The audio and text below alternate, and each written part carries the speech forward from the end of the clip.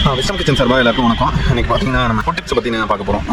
என்ன அப்படின்னு கேட்டிங்கன்னா, நிறைய நம்ம டெய்லி பொரியல் சாப்பிட்ருப்போம். பொரியல், பெரட்டல் இந்த மாதிரி நம்ம சாப்பிடுவோம். டிஃப்ரெண்டாக எதுவும் சாப்பிட்லாம்னா நமக்கு கூட்டு பண்ணலாம் அப்படின்னா கூட்டு எப்படி பண்ணுறதுன்னு தெரியாது. எல்லாமே என்ன பண்ணுவாங்கன்னா, காயோட சேர்த்து பருப்பு இதையும் ஒன்றா வேக வச்சு எடுத்து வச்சுருவாங்க. எடுத்து அதுதான் அப்படியே கூட்டுன்னு சொல்லி அதில் டிஃப்ரெண்டான ஸ்டைலில் பண்ணுவாங்க. ஆனால் ஒரிஜினலாக நம்ம கூட்டு பண்ணணும் அப்படின்னு சொன்னால் எப்படி பண்ணலாம், கூட்டு, அவியல், ஸோ இந்த மாதிரி பண்ணி சாப்பிட்லாம். ரொம்ப நல்லது. காயோட சத்து வந்து முழுசாக நமக்கு கிடைக்கும். இப்போ எக்ஸாம்பிள் ஒரு ஏதாவது கூட்டு பண்ணுறோம், புடலங்காய், பூசணிக்காய் போட்டு எனிவன் நமக்கு என்ன வெஜிடபிள் இன்ட்ரெஸ்ட்டாக இருக்கும் நம்ம அது பண்ணலாம். இப்போ அது பண்ணல என்ன பண்ணுவோம் அப்படின்னா, காயை கட் பண்ணிவிட்டு சின்ன சைஸை கட் பண்ணி எடுத்துக்கிட்டு வேக வைக்கலாம். கொஞ்சம் கடலை பருப்பு, நம்ம இந்த பெங்கால் கிராம் தாள்னு சொல்லுவாங்க, இல்லைன்னா நம்ம ஊரில் பச்சை கடலை பருப்பு அப்படின்னு சொல்லுவாங்க. ஸோ அந்த பருப்பு கொஞ்சம் போட்டு வேக வச்சுக்கலாம். கொஞ்சமாக அது கொஞ்சம் நல்லாயிருக்கும். அதுதான் தனியாக கொஞ்சம் பருப்பு, நம்ம துவரம் பருப்பு இருக்குது பார்த்திங்கன்னா, அதை வேக வச்சு எடுத்து வச்சுக்கலாம்.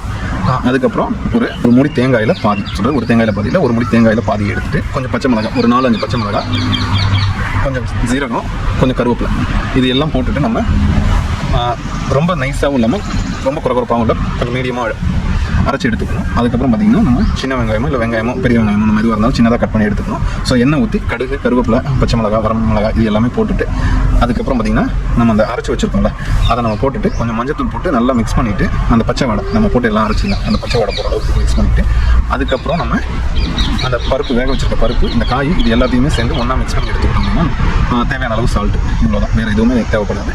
இது எல்லாமே போட்டு நம்ம செஞ்சோம் அப்படின்னா சூப்பராக இருக்கும். இதுக்கு எக்ஸ்ட்ரா நமக்கு ஃப்ளேவர் டேஸ்ட் வேணும் அப்படின்னா நம்ம இதுக்கு தேங்காய் யூஸ் பண்ணோம் அப்படின்னா நல்லாயிருக்கும். ஸோ இந்த மாதிரி தான் சின்ன டிப்ஸ் தான் உங்களுக்கு.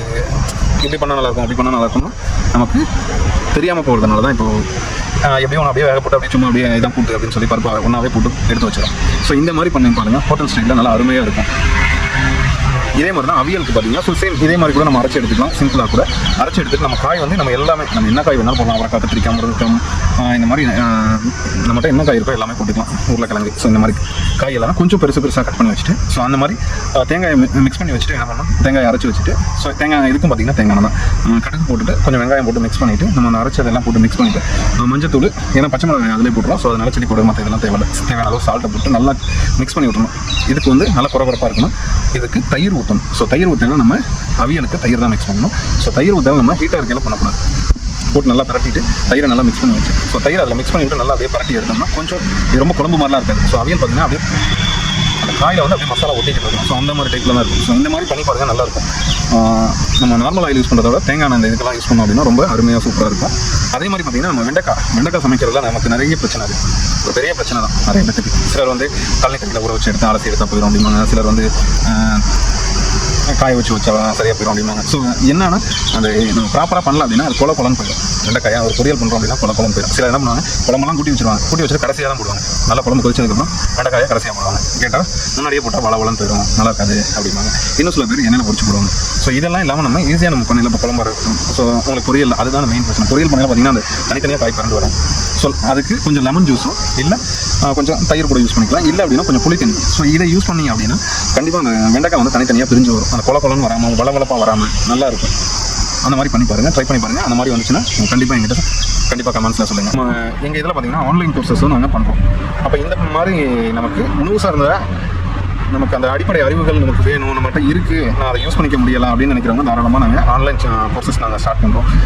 அதை பற்றி லேர்ன் பண்ணிக்கணும், எங்களுக்கு கோர்சஸ் வந்து இன்ட்ரெஸ்ட் இருக்குது. நான் வந்து டிகிரி முடிச்சிட்டேன், எனக்கு ஜாப் இல்லை எனக்கு மற்ற ஏதாவது நான் லேர்ன் பண்ணிக்கணும், எக்ஸ்ட்ரா ஆக்டிவிட்டீஸ் நான் இது பண்ணணும் அப்படின்னு நினைக்கிறீங்க அப்படின்னா தாராளமாக எங்கள் இதில் விஸ்டம் காலேஜில் ஆன்லைன் கோர்ஸஸ் ஸ்டார்ட் பண்ணுறோம். ஸோ உங்களுக்கு நான் ஏற்கனவே சொன்ன மாதிரி ஒரு 3 கோர்ஸ் இருக்குது. சிசிஏ அப்படின்னு சொல்லி சர்டிஃபிகேட் இன் குலினரி ஆர்ட்ஸ், அதுக்கப்புறம் பார்த்தீங்கன்னா சிபிசிஏ அப்படின்னு சொல்லி certificate in professional culinary arts அப்படின்னு சொல்லி அந்த ஒரு கோர்ஸ் இருக்குது. அதுக்கப்புறம் பார்த்தீங்கன்னா certificate in home based food business அப்படின்னு சொல்லி இன்னொரு கோர்ஸ் இருக்குது. ஸோ இந்த மாதிரி கோர்சஸ்லாம் நிறைய இருக்குது. ஸோ இதெல்லாம் நமக்கு எதுக்காக அப்படின்னா இதெல்லாம் வந்து நீங்கள் நினைக்கிற மாதிரி லாங் டர்ம் கோர்ஸ்லாம் கிடையாது. ஷார்ட் டர்ம் தான். நம்ம வீட்டில் இருந்துக்கிட்டு வேலைக்கு போய்கிட்டு வேலை செஞ்சுக்கிட்டு இல்லை அடிஷனல் டிகிரியாக நம்ம இது பண்ணணும் அப்படின்னா உங்களுக்கு நிறைய இதில் பெனிஃபிட்ஸ் இருக்குது. நீங்கள் நிறைய லேர்ன் பண்ணிக்கலாம். ஏன்னா இன்றைக்கி ஒவ்வொரு விஷயமே ஒரு லேர்னிங் தான். நம்ம எதை தெரிஞ்சுக்கிறோம், ஒரு நல்ல விஷயம் தெரிஞ்சுக்கிட்டோம் அப்படின்னா நம்ம ஃபியூச்சருக்கு நல்லது, நம்ம ஃபேமிலிக்கு நல்லது, நம்ம ஒரு பிஸ்னஸாக கொண்டு போகலாம்.